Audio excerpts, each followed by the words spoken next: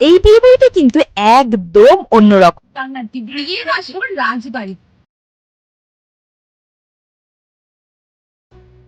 আর এত সুন্দর আয়োজন হবে নাই বা কেন? দায়িত্বে ছিল মা রক্ষিণী কেটারার্স।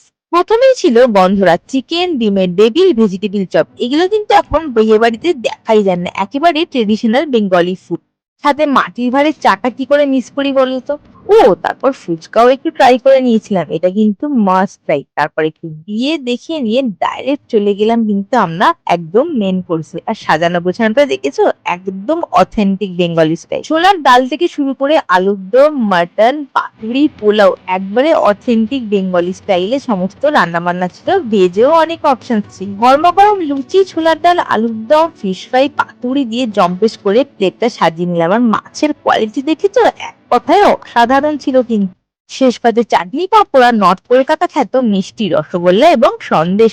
এই খাবার শুধু আমাদের নয়, ফরেনার্সদেরও মন কেড়ে নিয়েছে। Like the rice in the bowl. This is the first time I ever had that. That's very, very nice. তাহলে এরকম রাজকীয় এবং বাঙালিয়ানায় ভরা আয়োজনের জন্য অবশ্যই যোগাযোগ করে নিতে হবে মা রক্ষিণী কেটারিং সার্ভিসকে। আমি সমস্ত ডিটেলস দিয়ে দিলাম ক্যাপশনে।